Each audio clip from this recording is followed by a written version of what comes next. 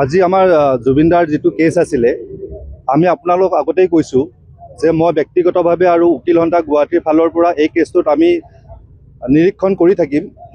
আজি মই আছিলোঁ, তো তাতে কোনো ধৰণৰ বেল পিটিশ্যন দিয়া হোৱা নাই, কিন্তু অমৃত প্ৰভাৰ বাবে এগৰাকী কোনোবা চাহু নামৰ ব্যক্তি এডভোকেট এপিয়াৰ হৈছে। তো এই চাহু এপিয়াৰ হৈছে, তেওঁ বেল পিটিশ্যন দিয়া নাই, কিন্তু চৰকাৰী যিটো অধিবক্তা আছে তেখেতক পেন ড্ৰাইভটো দিলে চাৰ্জশ্বিটৰ। কিন্তু অতি পৰিতাপৰ বিষয় যে পেন ড্ৰাইভটো দিলে 12,000 পৃষ্ঠা বা ইমান হাজাৰ পৃষ্ঠাৰ, কিন্তু সেই পেন ড্ৰাইভটো কৰিবৰ কাৰণে চৰকাৰী উকিলৰ হাতত এটা কম্পিউটাৰ নাই। আৰু অহা 3 জানুৱাৰী 2026 কেছটো চাৰ্জ ফ্ৰেমৰ কাৰণে আছে। আপুনি এটা কথা কওক, এজন মাত্ৰ চৰকাৰী অধিবক্তাই 12,000 পেজ পঢ়ি এটা চাৰ্জ ফ্ৰেমিঙত তেওঁ শুনানি গ্ৰহণ কৰিব, এইটোতো হ'ব নোৱাৰে, যাৰ লগত আনকি এটা লেপটপ নাই। তো তেওঁ হাৰ্ড কপি বিচাৰিছে, হয়তো CID হাৰ্ড কপি দিব।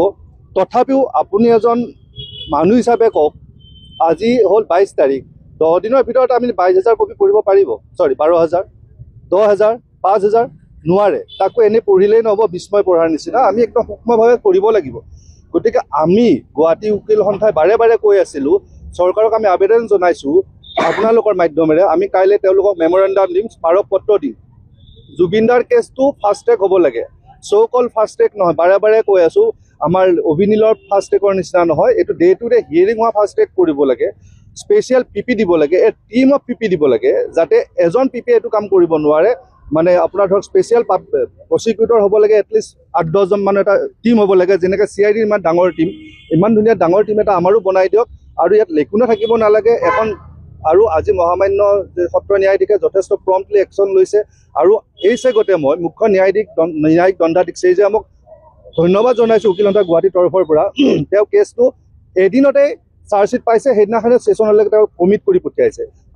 আজি সত্ৰ ন্যায়াধীশেও এই কেছটো লৈছে আৰু প্ৰম্পটলি অতি তাৎক্ষণিকভাৱে তেওঁ কেছটো লৈছে, শুনানি গ্ৰহণৰ কাৰণে 3 তাৰিখ দিছে। কিন্তু আপোনালোকক মই এটা প্ৰেক্টিকেল কথা ক'ব গৈ আছোঁ। প্ৰেক্টিকেল কথাটো হ'ল, এজন মানুহ 12,000 পেজ পঢ়িব কেতিয়াও নোৱাৰে, তাকো এটা ভালকৈ এটা কম্পিউটাৰটো নাই। গতিকে আপোনালোকৰ মাধ্যমেৰে মই চৰকাৰক আবেদন জনাইছোঁ, এইটো ইমান মানে পাতলীয়াভাৱে নল'ব। এইটো জুবিনদাৰ কেছ, অসমৰ প্ৰতিজন মানুহ, ভাৰতৰ প্ৰতিজন মানুহৰ আৱেগ অনুভূতি ইয়াত জড়িত আছে, আমাৰ আৱেগ অনুভূতি জড়িত আছে।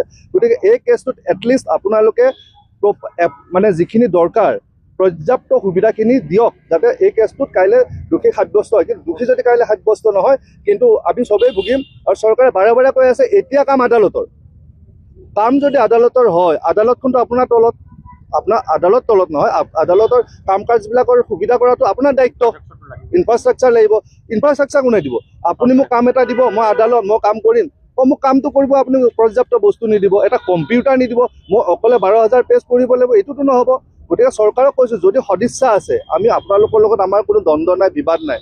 আমি অসমীয়া ৰাইজৰ হৈ কৈ আছোঁ, অসমবাসীৰ হৈ কৈ আছোঁ, যদি আপোনালোকৰ সঁচাকৈ সদিচ্ছা আছে, এই মানুহখিনিক যিখিনি আমাৰ PP আছে, তেওঁক স্পেচিয়েল পাব্লিক প্ৰচিকিউটৰ দিয়ক, এটা টিম দিয়ক, 8-10টা মানুহৰ টিম দিয়ক, লগত এছিষ্টেণ্ট কিছু মানুহ দিয়ক, কম্পিউটাৰ দিয়ক, এটা ফুল ফ্লেজড টিম দিয়ক, তেতিয়াহে আমি ন্যায় পাম। তাৰ বাহিৰে কিন্তু আমি ন্যায় পোৱাৰ আশা খুব কম আছে।